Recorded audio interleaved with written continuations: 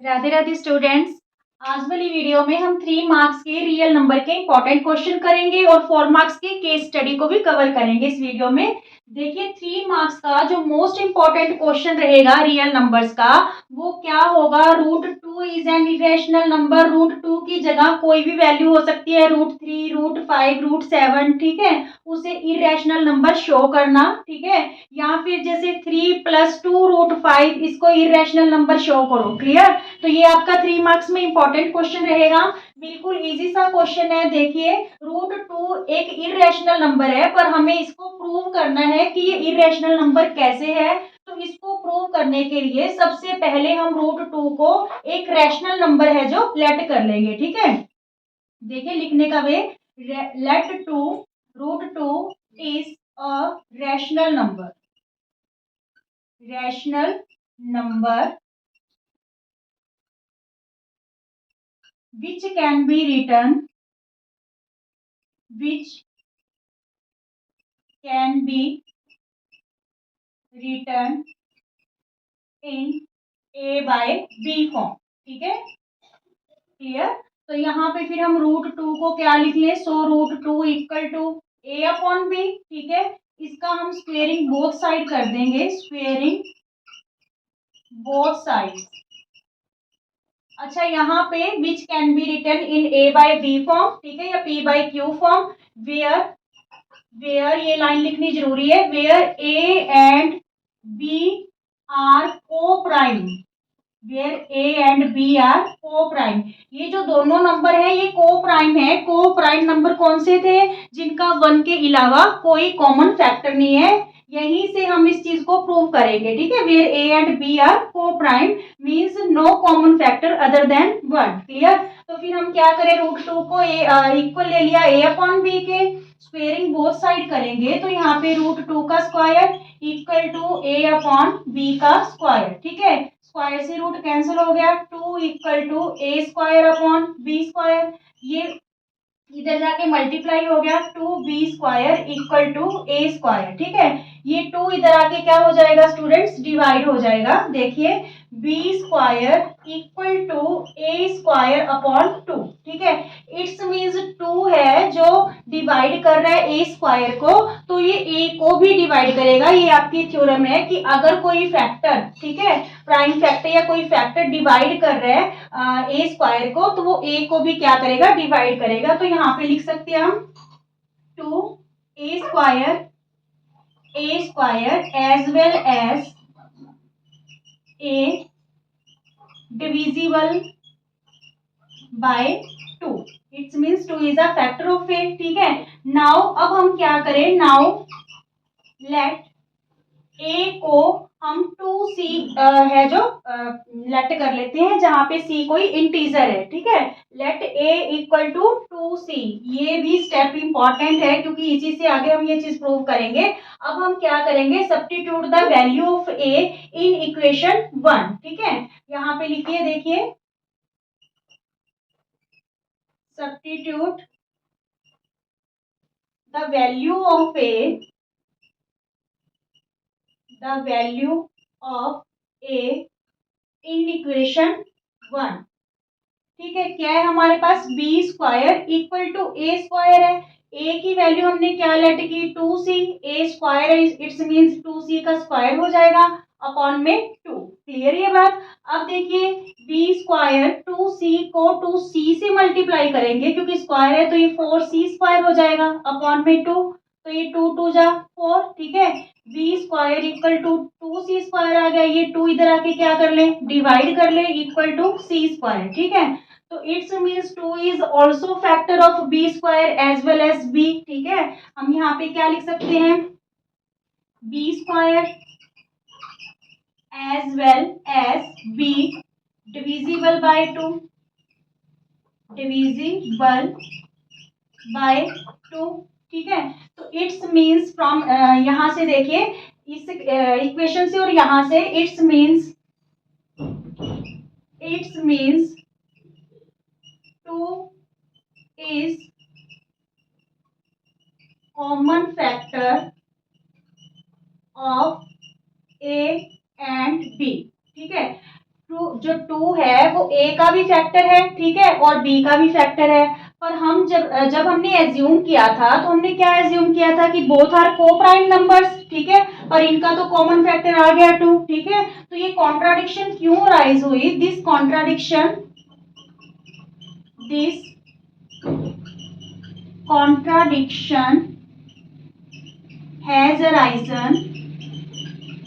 has arisen due to our wrong assumption, due to our wrong assumption।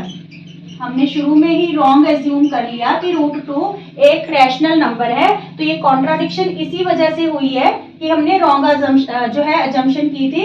So root two is an irrational number. Clear? अब देख लीजिए एक बार दोबारा। सबसे पहले रूट टू को हम रैशनल नंबर लेट कर लेंगे। रैशनल नंबर क्या होते हैं? जो पी बाई क्यू फॉर्म में लिखे जा सके। मीन्स हमने ए अपॉन बी की फॉर्म में लिख लिया, और ये भी माना है कि ए और बी बोथ को प्राइम नंबर्स हैं, ठीक है। को प्राइम नंबर्स का मतलब आपको बता दिया जिनका वन के अलावा कोई कॉमन फैक्टर नहीं होता, ठीक है। फिर हमने क्या किया? रूट टू को इक्वल ले लिया ए अपॉन बी के, इसका स्क्वेयरिंग बोथ साइड किया, स्क्वायर से रूट कैंसिल हो जाएगा। यहाँ पे two equal to A square और बी स्क्वायर आ जाएगा। बी स्क्वायर को इधर मल्टीप्लाई कर लिया, टू बी स्क्वायर हो गया। फिर ये टू इधर आके डिवाइड हो गया, ठीक है। तो इट्स मीन्स क्या हुआ कि A square as well as A is divisible by two, means two factor है ए का। क्लियर? फिर हमने लेट किया ए को टू सी के इक्वल, तो यहाँ पे इसको इक्वेशन वन लेट करके ए की जगह टू सी हमने पुट कर दिया, ठीक है। टू सी का स्क्वायर, तो यहाँ पे फोर सी का स्क्वायर हो गया। क्लियर? टू सी को टू सी से मल्टीप्लाई करेंगे, फिर अपॉन में टू है तो ये कैंसिल होके टू सी स्क्वायर हो गया। टू को इधर लाके डिवाइड कर देंगे। It's means two is also factor of B. A का भी फैक्टर है, टू का भी फैक्टर है, तो इट्स मीन्स जो ये कॉमन फैक्टर टू है, पर हमने क्या माना था कि बोथ आर को प्राइम। तो ये कॉन्ट्राडिक्शन क्यों अराइज हुई? क्योंकि हमारी असम्पशन स्टार्टिंग में ही रॉन्ग थी, हमने इसको रैशनल नंबर मान लिया। So root two is an irrational number. Clear? अब यही क्वेश्चन आपको आ जाए स्टूडेंट्स, रूट टू की जगह अगर आपको आ जाए कि रूट थ्री को इरेशनल नंबर प्रूव करो, सारा एज इट करना है। कहाँ पे आपको चेंज करनी है? यहाँ पे टू की जगह आप क्या कर दोगे? Root three. यहाँ पे क्या हो जाएगा? रूट थ्री, ठीक है। यहाँ पे फिर क्या आ जाएगा? थ्री। यहाँ पे क्या आ जाएगा? थ्री, ठीक है। यहाँ पे क्या आ जाएगा? यानी टू की जगह आपको थ्री है जो प्लेस करना है, ठीक है, रिप्लेस करना है। यहाँ पे थ्री आ गया। यहाँ पे ए को टू सी लेट किया था, तो अगर रूट थ्री है तो क्या लेट कर लेंगे? Three C. यहाँ पे क्या आ जाएगा? थ्री आ जाएगा, ठीक है। फिर ये थ्री थ्री जा नाइन सी स्क्वेयर बनेगा। इस केस में क्या बनेगा? नाइन सी स्क्वेयर, और यहाँ पे हमारे पास क्या है? थ्री है, ठीक है। तो ये थ्री थ्री जा नाइन, टू की जगह फिर क्या आ जाएगा? थ्री। यहाँ पे भी थ्री, ठीक है, यहाँ पे भी थ्री, और यहाँ पे भी थ्री, ठीक है, और यहाँ पे भी थ्री। क्लियर? बिल्कुल सिंपल सा है। चाहे रूट फाइव आ जाए तो थ्री की जगह आपको फाइव, चाहे रूट सेवन, सेम प्रोसेस रहेगी, ठीक है। बस आपको उसी डिजिट को लेके चलना है जो डिजिट आपको प्रूव करने के लिए बोला गया है कि इसे इरेशनल नंबर शो करो। क्लियर? चलिए एक इंपॉर्टेंट क्वेश्चन इससे रिलेटेड और करते हैं स्टूडेंट्स। 3 मार्क्स का important question, prove that 3 plus two root five is irrational. इस टाइप का क्वेश्चन, चाहे तो आपको root two, root three, root five ऐसा इरेशनल नंबर प्रूव करना है, या फिर इस फॉर्म में आए 3 प्लस टू रूट फाइव, या इससे रिलेटेड आपका कैसे भी वो क्वेश्चन है डिजिट चेंज करके बना सकते हैं, ठीक है। बिल्कुल इजी क्वेश्चन है। इसको इरेशनल नंबर शो करना है, ये है इरेशनल नंबर ही, पर हमें इसको प्रूव करके दिखाना है कि इरेशनल क्यों है। तो सेम ही प्रोसेस चलेंगे। सबसे पहले हम एज्यूम कर लेंगे कि ये रैशनल नंबर है, इरेशनल की बजाय क्या है? Rational number. Let 3 plus two root five is a rational number, is a rational number, ठीक है, which can be written, which can be written in A by B form या P by Q form, where A and B are co-prime। को prime आपको मतलब समझा दिया, जिनका one के अलावा कोई कॉमन फैक्टर नहीं होता, ठीक है। तो इट्स मीन्स हम क्या करें, 3+2√5 को a/b ले लें। ठीक है, अब यहाँ पे स्क्वायरिंग बोथ साइड करने की जरूरत नहीं है, बिल्कुल सिंपल सा क्वेश्चन रहेगा। पहले ये +3 राइट हैंड साइड आके क्या हो जाएगा, माइनस हो जाएगा। ठीक है, तो यहाँ पे हम एलसीएम ले लें, बी एलसीएम आ गया, ये आ गया हमारे पास a और ये हो गया -3b। ठीक है, इक्वल में क्या है, 2√5, ये 2 मल्टीप्लाई है, इधर आके क्या हो जाएगा, डिवाइड हो जाएगा। √5 इक्वल टू a-3b, तो 2 यहाँ पे जब आके डिवाइड होएगा तो ये क्या बन जाएगा, 2b बन जाएगा। अब देखिए जो √5 है वो तो हमारे पास इरेशनल नंबर है, जबकि a, 3, 2 और b ये सारे इंटीजर हैं, तो ये क्या है, रैशनल नंबर। ठीक है, यहाँ पे क्या लिखे, a-3b/2b। ठीक है, is rational number whereas √5 is an irrational number. ठीक है, हाउ इज इट पॉसिबल, एक रैशनल नंबर इरेशनल नंबर के कैसे इक्वल हो सकता है, तो this contradiction has arisen due to our wrong assumption. ठीक है, दिस कॉन्ट्राडिक्शन हैज अराइजन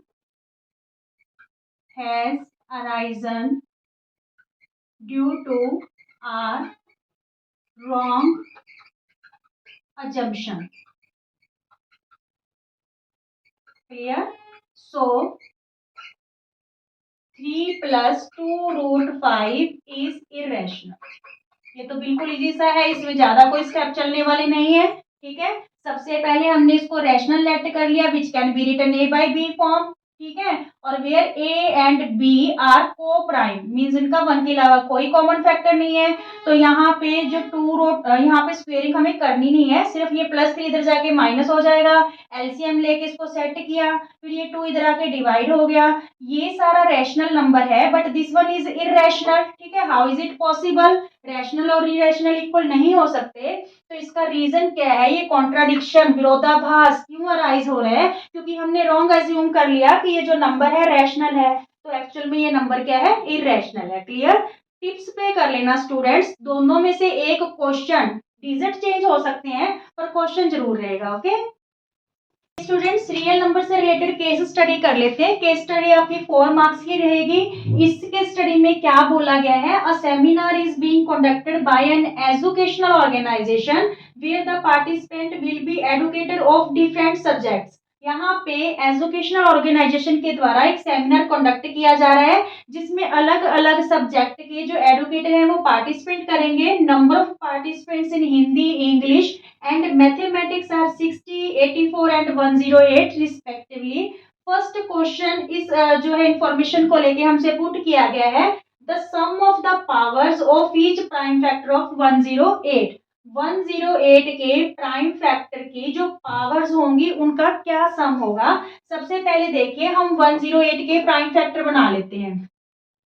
2 5 10, 2 4 8, 2 27 54, 3 9 27, 3 3 9 और 3 1 3। तो हमारे पास इसके फैक्टर क्या बन रहे हैं, 2 की पावर 2, ठीक है, और 3 की पावर 3। क्लियर, तो यहाँ पे उसने बोला क्या है, सम पता करना है, किसका, पावर्स का। तो पावर 2 की 2 है और इसकी 3, मीन्स 3 + 2। तो हमारे पास ऑप्शन डी करेक्ट रहेगा कि जो पावर्स का सम है इसकी फैक्टराइजेशन में, वो हमारे पास क्या आ गया, 5 आ गया। क्लियर, अब देखिए सेकंड क्वेश्चन क्या पुट कर रहा है, in each room the same number of participants are to be seated and all of them being the same subject. कि जितने भी रूम है सब में equal same number of participants हैं जो बिठाने हैं, ठीक है, और सेम सब्जेक्ट के होने चाहिए। तो hence maximum number of participants that can be accommodated in each room are. तो हर रूम में ज्यादा से ज्यादा कितने पार्टिसिपेंट बिठाए जाएंगे, अगर सब में सेम नंबर ऑफ पार्टिसिपेंट हो और एक ही सेम सब्जेक्ट के हो। ठीक है, तो देखिए ये मैक्सिमम जब भी आ जाता है ना, तो हम HCF है जो फाइंड आउट करते हैं। ठीक है, मैक्सिमम नंबर जब भी अपने को पता करना हो, तो यहाँ पे हम क्या करेंगे, 108 के तो हमने प्राइम फैक्टर बना लिए, 60 और 84 के बना के फिर हम उसका HCF निकाल लेंगे। देखिए 60 का और 84 के प्राइम फैक्टर और बना लेते हैं। 2 30 जा, 2 15 जा, 3 5 जा, 5 1 जा, ठीक है। 84 के 42 हो गया, यहाँ पे 21, 3 7 जा और ये 7 1 जा। अब देखिए हमारे पास जो प्राइम फैक्टर बन रहे हैं 108 के तो बन रहे हैं 2 की पावर 2 और 3 की पावर 3, ठीक है। और 60 के हमारे पास बन रहे हैं 2 की पावर 2 इंटू 3 इंटू 5, ठीक है। और 84 के हमारे पास क्या फैक्टर बन रहे हैं 2 की पावर 2 इंटू 3 इंटू 7, ठीक है। तो HCF हमने कैसे निकालना होता है, आपको बताया था कि लिस्ट पावर लेनी है सिर्फ और सिर्फ कॉमन फैक्टर की, ठीक है। इन तीनों में ही हमें कॉमन देखना पड़ेगा। इन तीनों के पास या तो 2 कॉमन है या फिर क्या कॉमन है 3। लिस्ट पावर चूज करनी है तो लिस्ट पावर देखिए 2 की तो सबके पास ही सेम है, ठीक है। 2 टाइम्स आया है तो 2 की पावर 2 ले लेंगे और 3 यहाँ पे 1 टाइम है, 1 टाइम 3 टाइम है तो 1 टाइम वाला चूज करेंगे। तो हमारे पास HCF क्या आ जाएगा 2 2 जा 4, 4 3 जा 12, ठीक है। ऑप्शन बी इस केस में क्या रहेगा आपका करेक्ट रहेगा। Clear. Third question, what is the minimum number of rooms required during the event. कितने रूम चाहिएंगे इस इवेंट के दौरान, ठीक है। तो इसमें हम क्या करेंगे, सबसे पहले टोटल स्टूडेंट्स देख लेंगे, ठीक है, कितने हैं। क्योंकि एक रूम में हम 12 स्टूडेंट्स ही बिठा सकते हैं, क्योंकि कंडीशन क्या है कि सेम नंबर ऑफ पार्टिसिपेंट्स होने चाहिए और सेम सब्जेक्ट के होने चाहिए। तो फिर टोटल स्टूडेंट्स को 12 से डिवाइड कर देंगे, हमारे पास क्या आ जाएगा मिनिमम नंबर ऑफ रूम्स आ जाएंगे। तो देखिए सबसे पहले टोटल स्टूडेंट्स कितने हैं 108 प्लस 60 प्लस 84, तो 8 और 4 12, ठीक है। 8 और 6 14, 14 और जो हमने 1 कैरी किया 15 और यहाँ पे 2 हो गया, ठीक है। 252 टोटल स्टूडेंट्स हैं। एक रूम में हम 12 स्टूडेंट्स बैठा सकते हैं, ठीक है। तो जब इसको डिवाइड करेंगे 12 2 जा 24, 1 बचा 12 बन गया, 12 1 जा 12, ठीक है। मींस 21 रूम चाहिएंगे हमें सारे पार्टिसिपेंट्स को बिठाने के लिए, ठीक है। ऑप्शन डी क्लियर करेक्ट रहेगा। अब ये कह रहा है कि इन तीनों नंबर का LCM पता करो। फोर्थ नंबर क्वेश्चन में HCF में हमने कॉमन फैक्टर की लिस्ट पावर लेनी होती है, जबकि जब हम LCM फाइंड आउट करते हैं तो हम हाईएस्ट पावर लेते हैं, चाहे वो फैक्टर कॉमन हो चाहे वो अनकॉमन फैक्टर हो। तो यहाँ पे देखिए 2 तो सेम ही आ जाएगा, ठीक है। 3 की हाईएस्ट पावर क्या है 3 है यहाँ पे, और 5 और 7 भी लेना है क्योंकि हमने कॉमन और अनकॉमन दोनों फैक्टर लेने होते हैं LCM में। तो यहाँ पे देखिए 2 2 जा 4, 3 3 जा 9, 9 3 जा 27, 5 7 जा 35, ठीक है। अब 35 को हम 4 से मल्टीप्लाई कर लेते हैं, 4 5 जा 20, 2 कैरी हुआ, 3 4 जा 12, 12 और 2 14, ठीक है।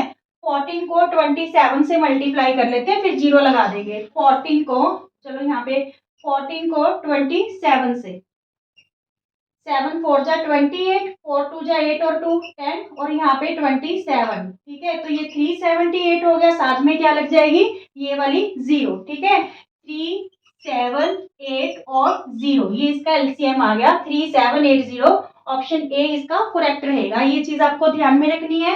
इस टाइप का क्वेश्चन भी आ सकता है 1 मार्क में कि सम पता करो पावर्स का या प्रोडक्ट पता करो पावर्स का जो प्राइम फैक्टर है उसके, ठीक है। किसी भी टाइप में पूछ सकते हैं। क्वेश्चन को आप ध्यान से रीड करना बिल्कुल। अगर मैक्सिमम नंबर पूछा गया हो तो हमें HCF फाइंड आउट करना है, मिनिमम नंबर में हमको LCM फाइंड आउट करना है। पर इस केस में आप LCM फाइंड मत करना क्योंकि यहाँ पे टोटल नंबर ऑफ स्टूडेंट्स को हमने HCF से डिवाइड करना है, ठीक है, जितने नंबर ऑफ रूम्स चाहिए। क्लियर।